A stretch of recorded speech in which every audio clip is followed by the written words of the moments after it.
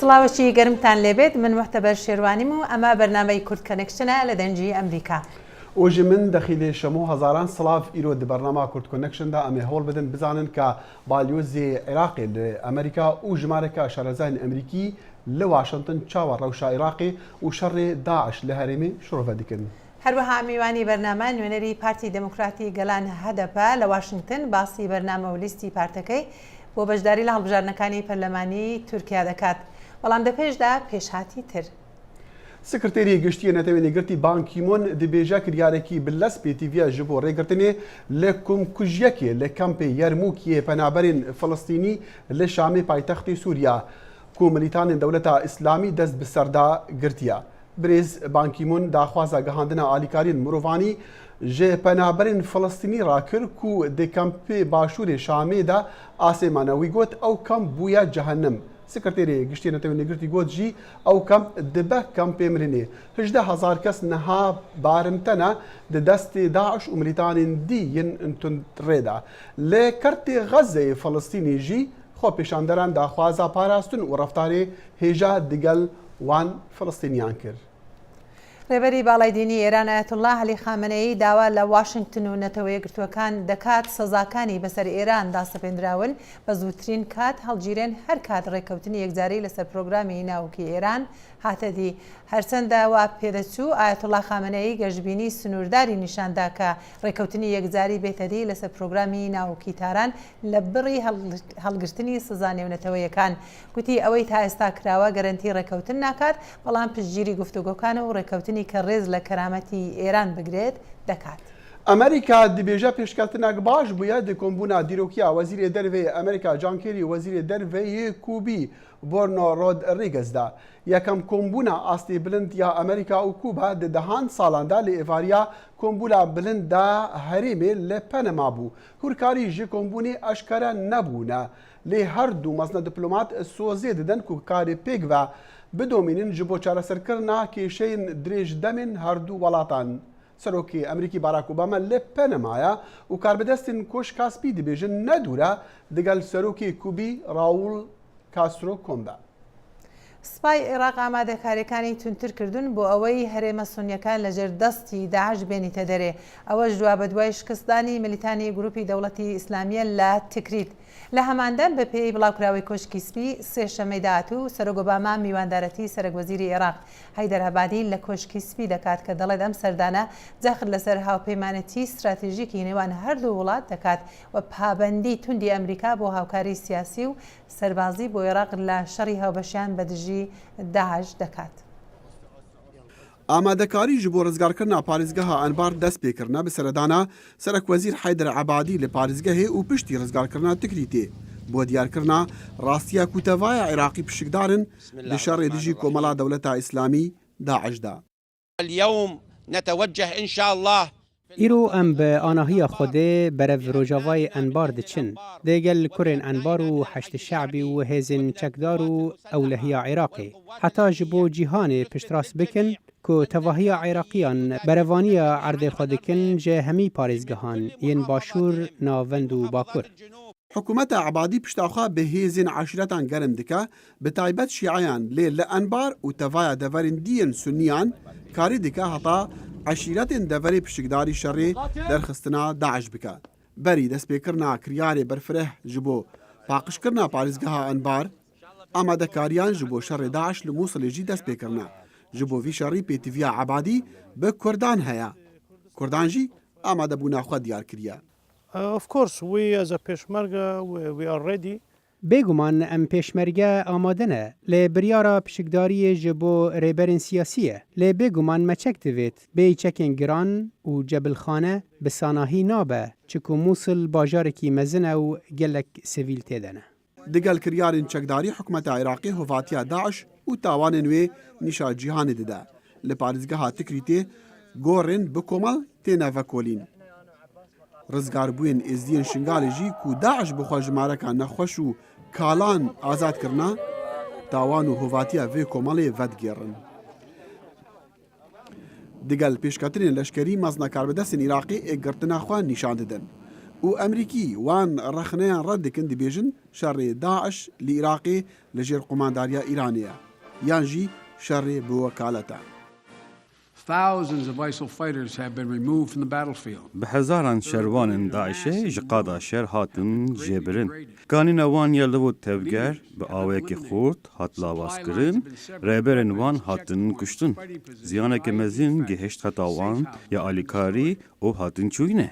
چکن وان خالن وان ین کنترله کارخانه بمب چکرینه او وشارتگهن وان گیش هاتن روخاندن. راپورتن کو مورال شروان داعش خرابویه و این شروان وان نما دخوازن شر بکن. جو بایدن جگری سروکی امریکی گوتا زانکویا برافانی انشتیمانی هشتا شرکی دریجدن مایه. I don't want to paint an overly rosy picture here. از نخوازم وانه که وهان نشان بدم که هر تیش چاره سر بویه. له هات دیتن کو داعش دکاره به تک برن و ابتشتکی گلک گرینگه.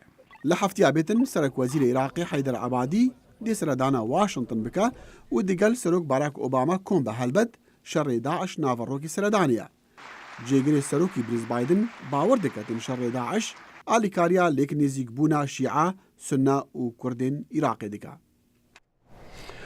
وبنيادي رشلاتا نافين لير الواشنطن بانيلك جبو باليوزي عراقي لقمان فيلي ريخص لزانكويا جان هابكنز جبو پیداچونه که بسر روشا آلوزا عراقی لدمی کو هیزن اولهیه پیشکتنا دکن دشاره ملیتان دولتا اسلامی داعش دا جانی دیلان لودری آمده بو اف راپورت گهاندیا کرد کنکشن باڵویزی عێراق لوقمان فەیلی وتی بۆ ئەوەی بزانین چی دەبی بکەین دەبێت بزانین لە ماوەی 12 ساڵی ڕابردوودا چیمان کردووە بۆ ئەوەی بەرەو پێش هەنگاو بنێن.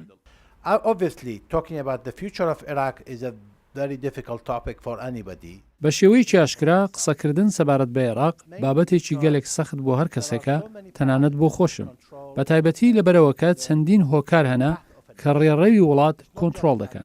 باڵویزی عێراق وتی ئەتوانن دڵنیاتان کام ئەو گرەقیانەی لە پرۆسەکانی ساڵی 2023 بەشداریان کرد لەوانەیە ئەمڕوو بە هەمان شیوە بیرنەکەنەوە و وتی خەونی عێراقیەکان هەمیشەی لەوێدایە و لەوێ دەمێنیتەوە و نەگۆڕاوە و سەبارەت بەو سنوورانەی کە باس لێ دەکرێت کە دەڵین تەنها 100 ساڵە لەوێدان ئەگەر بنوەڕین کۆمەڵگای ئێستا هەز دەکەن ڕۆژ بە ڕۆژ سربەخۆیەکی زۆرتر لە ناو خۆیاندا هەیە بەڵام لە پەیوەندی بە داخوازەکانی کورد و هاتنی داعش وتی The Kurds were talking about having their own country. کوردەکان کە باسی ئەوە دەکەن وڵاتی خۆیان هەبێت دوای شەڕی داعش ئێستا گومانم لەو بارەوە هەیە هەڵبەت هەتا 10 ساڵی دیکەش و یان زیاتریش دەگرێت ئەوە پرسیارێکی هەرە سەرەکی ئێمەیە. فەیلی لە بەشێکی تری باسەکەیدا باسی سەردانی هەش ڕۆژەی ئەم دوایی بۆ عێراق کرد و بەشداری لە کۆنفرانسی باڵویزانی عێراق و لەو ماوەیەدا تێگەهێشتنێکی لەبارەی بارەکە و کردارە لەشکەرەکان دژ بە داعش بەدەستی نابوو و پاشان چووە سەر ڕوانینەکانی حکوومەت بۆ لە خۆگرتنی هەموو لایەنەکان بریار وەرگرتن لە پەیوەندی بە توانایی لەشکەریەکان بەرەنگاربوونەوەی گەندەڵی و بەرەو پێشەوە بردننی ئابووری و هەروە ئاشتبوونەوەی نیشتمانی و کێشەکان لە پەیوەندی بە ڕێوازەکانی دەرەوە کە بریارە ئابادی لە سەردانی هەفتەی ئایندەدا بۆ واشنگتن تێشکی بخاتە سەر و سەبارەت بە ئاشتبوونەوە وتی دوێنێ سەرۆکوەزیر لە هەولێر گەڕایەوە کە یەکەمی سەردانی بوو و ئەو هەنگاوانەی وەرگیراون زۆر پۆزەتیڤ بوونە کە هەموو لە چوارچێوەی ئەرکی دروستکردنی باوەڕی بووە کە هەنگاو بە هەنگاو ئەنجامیان دەدەین هەروەها وتی کورد و هەموو لایەنەکانی تر ئەبی استراتیژیانە بیر بکەنەوە و وتیشی. By the way, let me be clear as well. The Kurds have always sought independence. ڕێگان بدەن ڕوونی بکەمەوە کوردەکان هەمیشە لە هەوڵی ئەوەدا بوونە کە سربەخۆی وەدەست بێنن ئەوان دوای 2023 زاینی تێکەڵ بە پرۆژەیەک بوو ینی 13 تا 14 ساڵ دوای ئەو سربەخۆیی لە دوای 1990 هەیە بووە. فەیلی ئاماژەی بەوە دەکرد ئەگەر کوردیش سربەخۆیی دەوێ باسی لەسەر بکەین بەڵام با ئەوە بە داعش نەبەستێنەوە وتی داعش هەڕەشەیەکی گەورەترە بۆ ئێمە و جەختیشی لەسەر گەرنگی بەشداریکردنی پێشمەرگەدا کرد لە شەڕی مووسڵ. جانەی دیلان بەشی کوردی دەنگی ئەمریکا. پرسی کورد لە عێراق سووریا و تورکیا لەلایەن چەند شارەزایەک تاوتێکرا لە دانیشتێکی پێنجشەممە ببوورن سێشەمە لە ئازانکۆی ئەمریکا لە واشنگتن بەڕێوەچوو یەکێک لە بابەتەکان مەسەلەی سربەخۆیی کوردستان بوو ئەگەر بێتەدی چی ڕوودەدات کامرای کورد کۆنێکشن لەوێ بوو. بەشداران دێ پانەلا کوژ ئالیە دبستانە کاروبارên navnetewî ve hatîl darxistin pirsa serxwebûna Kurdistanê bend û astengiyên pêkanîna vêyekê dê vê qonaxê da gotûbêjkirin û herwiha rewşanihaya Kurdên Iraqê, Sûriye û Tirkiye ji amadeyên ra şîrovekirin. Profîsorê zanîngeha Lîhay Rêzar Henry Barkî diyar kir ku herçendî ev pirsgirêdaya bi demê de lê serxwebûna Kurdistanê dê dawiya dawî bibe bijar ji bo Kurdan û dê rewşa heyî wan neçar bike ku berê xwe bidin serxwebûnê. Di dirêjiya axaftina xwe de Rêzar Barkî got li Tirkiye wekû mînak pêwîstî bi guhertina destûr heye bi gerantîkirina mafên rewşenbîrî û herwiha bi damezrandina sîstemeke nemerkezî dê desthilatê de heye. Li gor Barkî dê Tirkiye dûriya nêzik evêyekê pêk bîne. Even if ISIS is defeated tomorrow, there's going to be al-Nusra. If there's al-Nusra defeated, I think حتا گو داعش سبێتێک بچە ژی دێ جەبهەت النسرا هەبە ئەس باوەرم ئەف گروپ وێ بۆ دەمێن درێژ لە هەرەمێ بمینن هەتا گروپێن کوردی ژی وەکو میناپەکێکێ ئەو ژی نەها خۆت بینن هێزەکە لە هەرەمێ وێ بمینن ji ber vê yekê hikûmeta Herêma Kurdistanê wê hewla serxebûnê bide lê nîrên vê yekê dê çi bin birastî nediyar e. Ji ber got xaka wan girtiye wan pêwîstî bi hevkariyê heye. Ew jî ez bawerim wê Tirkiye be. Kurd eger berê xwe bidin serxebûnê ew ê bixwazin Kerkûkê tevlî Kurdistanê niha bikin û em baş dizanin got ev cihê nakokiya ye. Bi Kurtî ez dixwazim bêjim di heman demê de got wan pêwîstî bi Tirkiye heye. Tirkiye bi xwe jî xemên wê hene di derbarê Kurdên li Tirkiye de. Ew baş dizanin serxebûna Herêma Kurdistana Iraqê tê çi wateyê ji bo wan. Loma ez dibêjim dê Tirkiye hewl bide gavên erênî ber bi rewşa Kurdên Tirkiye de bavêje. Lêkolera peymangeha afrandinên stratejiyên niştimanî Rêzdar Deniz Natalî ji aliyê xwe ve got ji bo ku Kurd karibin bibin welatekî serbixwe pêwîst e ku ew karibin ji aliyê aborî ve serbixwe bijîn û ji bo vê yekê jî pêwîst e gelek welatên derdorê vê serxwebûnê bipejirînin. Kurdistana serbixwe dê rastî cîranên xwe yên dijwar bibe û ev jî bixwe pirsgirêkek e. Rêzdar Natalî di bersiva pirsiyarekê de li dor hebûna niyazeke navnetewî ji bo serxwebûna Kurdistanê ji dengê Amerîka re got. Ez li Herêma Kurdistan demekî jiyam û baş dizanim ku her kesî li wir bawerî bi dewleta Kurdî heye. Lê ev yek dawiya dawî bi civaka navnetewî de girêda ye. Ne tenê welatên Rojava, belê welatên Herêmê jî. Kurdan cîranên dijwar hene. Ji ber vê yekê ez nebawerim ku ew yekser derkevin û bêjin me dewleta xwe ra gehand. Ew dikarin wiha bikin lê pirs ew e di ev dewlet çawa karibe bijî û seqamgîr be. Herçendî Amerîka digel wan be jî di ragihandina dewleta wan de dê pêwîstî erêkirina hîn welatên Herêmê hebe. Herçendî nêrînên lêkoler û şîrovekaran dê derbarê babeta serxwebûna Kurdistanê de ciyawazin lê berxwedana Kurdana dîrokî di jî Daeş rastiyek afrand ku renge ji bo gelekan ta demeke nêzik nixamtî bû. Di heman dema ku Daeş dibe hêzeke terorîst di çavê hemî cîhanê de û di heman dema ku Kurd dibin hêza nermerê li Herêmê gelek şîrovekar dibînin ku cîhan pêwîst e piştgiriya Kurdan bike bi hemî alavan da ku karibin bi rola xwe rabin li rojhilata navîn. Salih Demîcer, dengê Amerîka.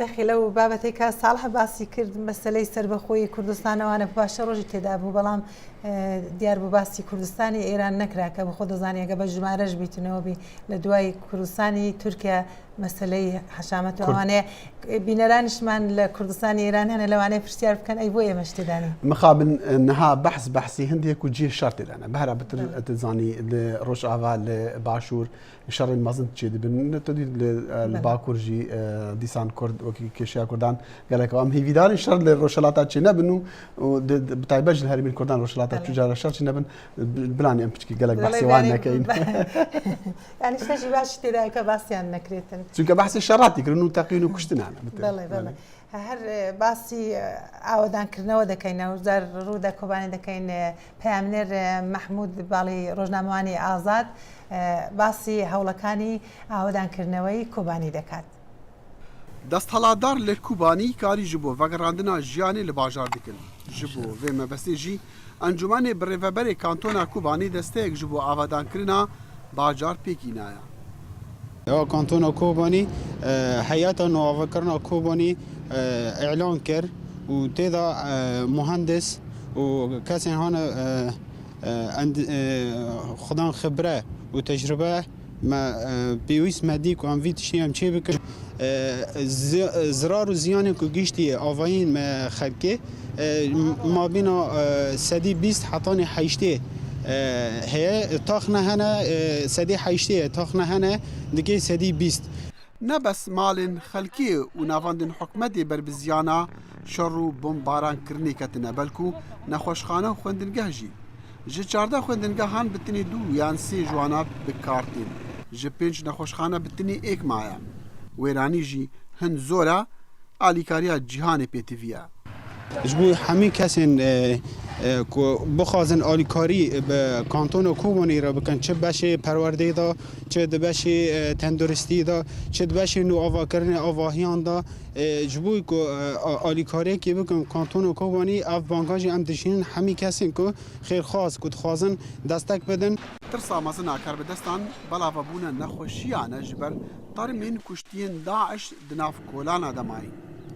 بانگا ما جبوی وی تشتیجی که اف جنازه بین را کرن و دوی شهری داجی پر ماین و بمبه هاتنن آویتن هنجی نه هاتن تقاندن وک ماین ایک و داعش چاندی در نف باجیر دا ملت راستی وی آستنگی جیته گاوی دارید که مال خواه دنیر ماین کی تیده نزانن به چه شکلی کانه به و به گور نظامبون خواه در باسی مال خواه به ماین پیدا دقت اگر پی تی وی جیان خمک مزنا کار بدست جبو و گراندنا کوبانیان کوبانی بهیوینا کاچاوا جواکا نفنتوی آلیکاریا رزگار کرنا باجار روان کر آلیکاری بکن جبو آوا دان کرنی و گراندنا وانا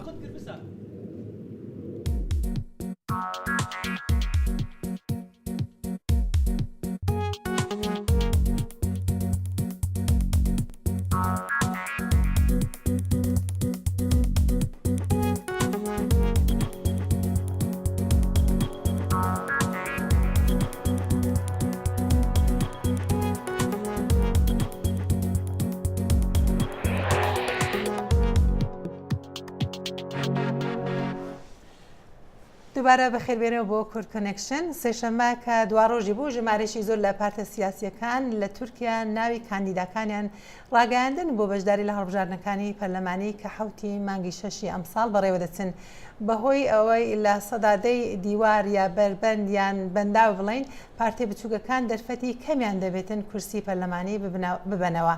پارتی دموکراتی گەلان کە هەدەپە کە بەڕای هێندێک چاودێران گرنگی تایبەتی خۆی هەیە لە یەکلاکردنەوەی هەڵبژاردنەکان هەینی بەرنامە و هەروەها ناوی پاڵەوراوەکانشی ڕاگەیاندن بۆ وردەکاریشی زۆر و مانای ئەو هەڵبژاردنە بۆ کوردەکان و چارەسەری مەسەلەی ئەوان لە تورکیا چیە داوامان کردەوە بەڕێز مەحمەد یوکسەل نوێنەری هەدەپە لە واشنگتن لەگەڵمان بێت کاک مەحمەد زۆر بەخێر بێ. زۆر سپاس.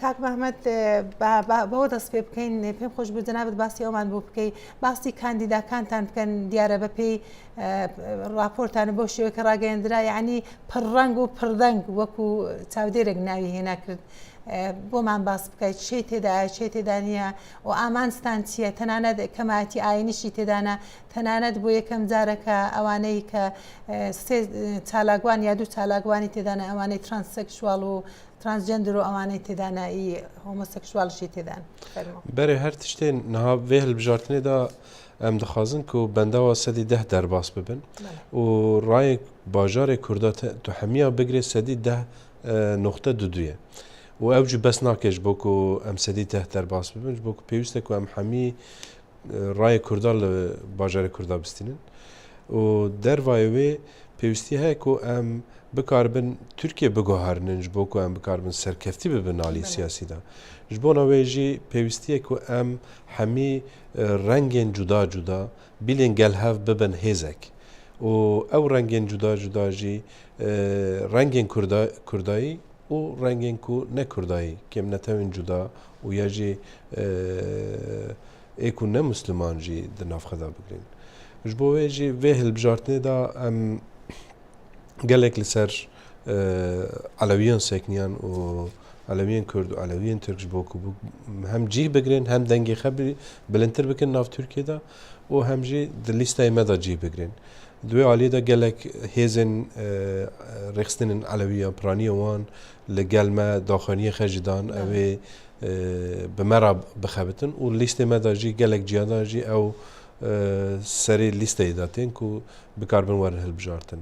Di aliyê dîn da carê yekim Kurdê me êzîdî bi temsîlkarê xwe dikarin ciyê xwe bigirên û Felek Nazûca ku parlamentera Ewropî bû niha da Amedê da ê were hilbijartin. Aliya Atalayê ku serokê Federasyona Êzidiyan li Ewropayê ew ciyê xwe digire ew ê were hilbijartin.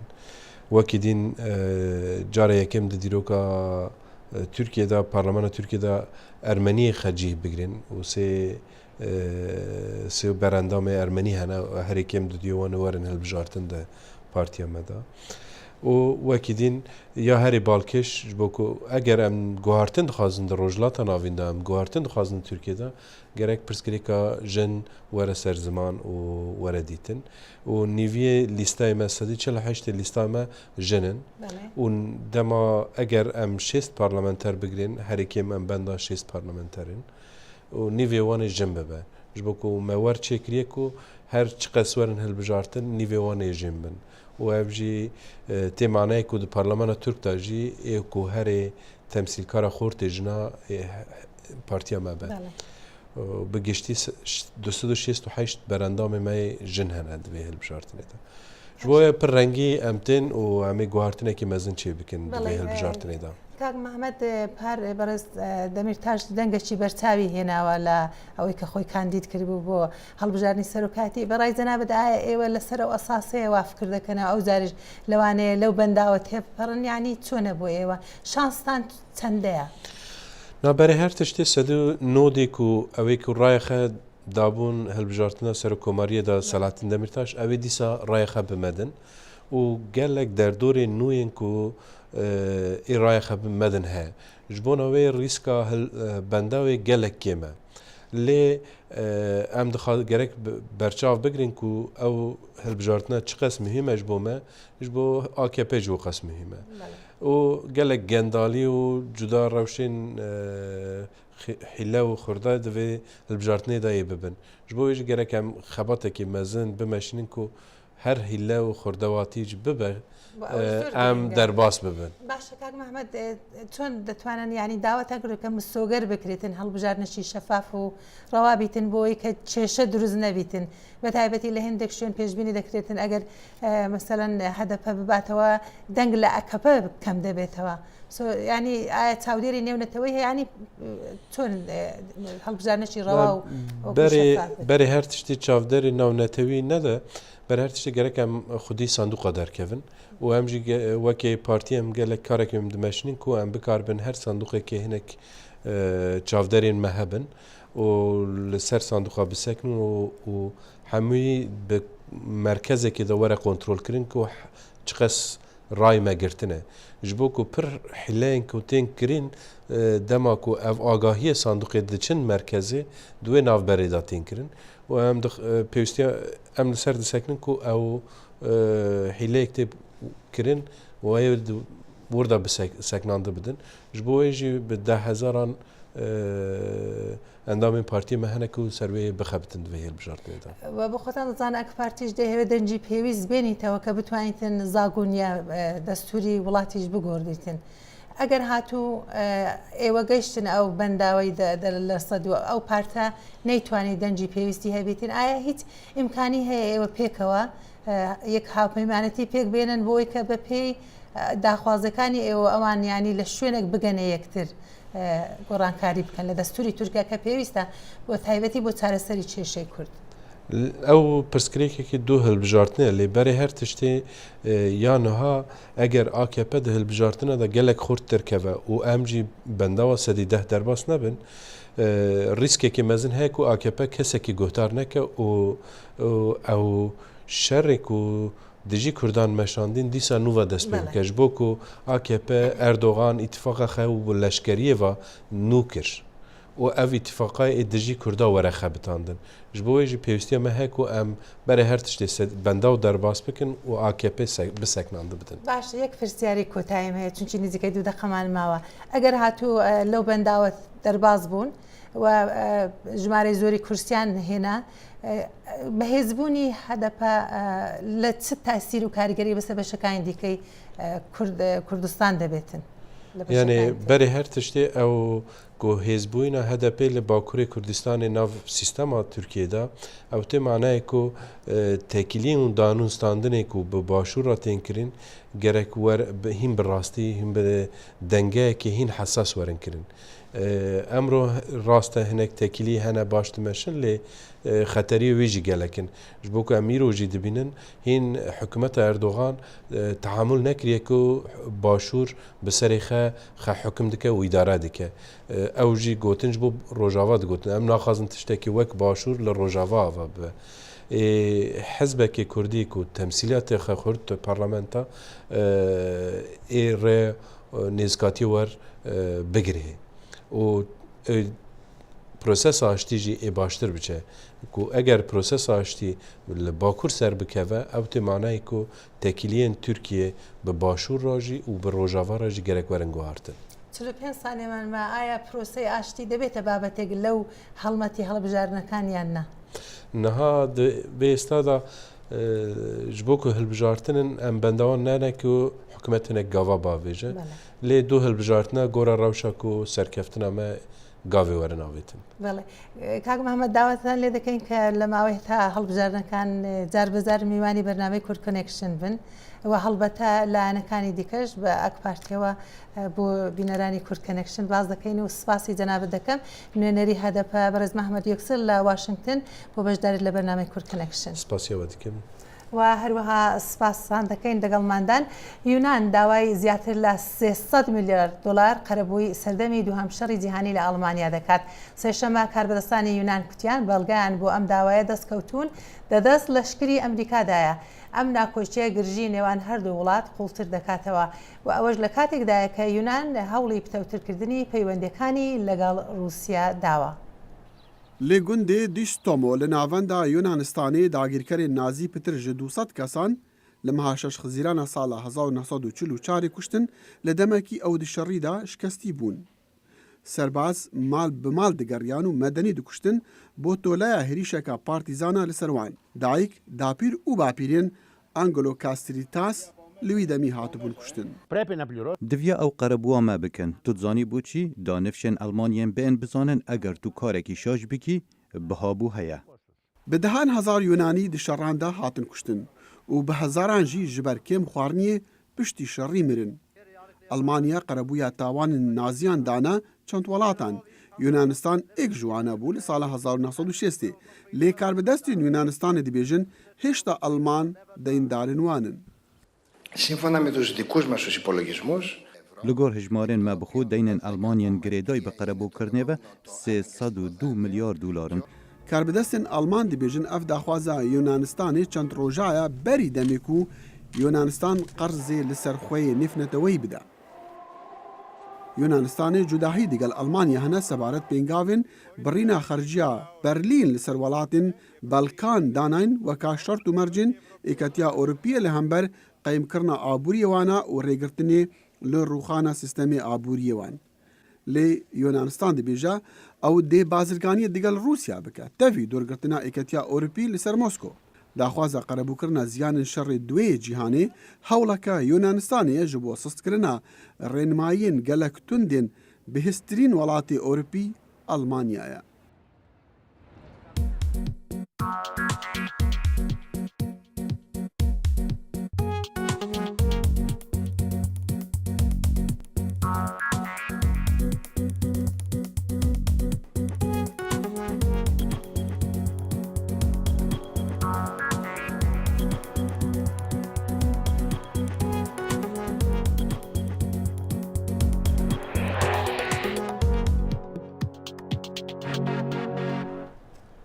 و سپاسان دەکەین کە دەگەڵمان دابوون تا ڕۆژی سێشەممە و بەرنامەیەکی تری کورد کۆنێکشن هەرشاد و سەرفەراز بن و سەردانی ماڵپەڕەکانی بەشی کوردی دەنجی ئەمریکا فەیسبوک و تویتر بکەن سپاسان دەکەین.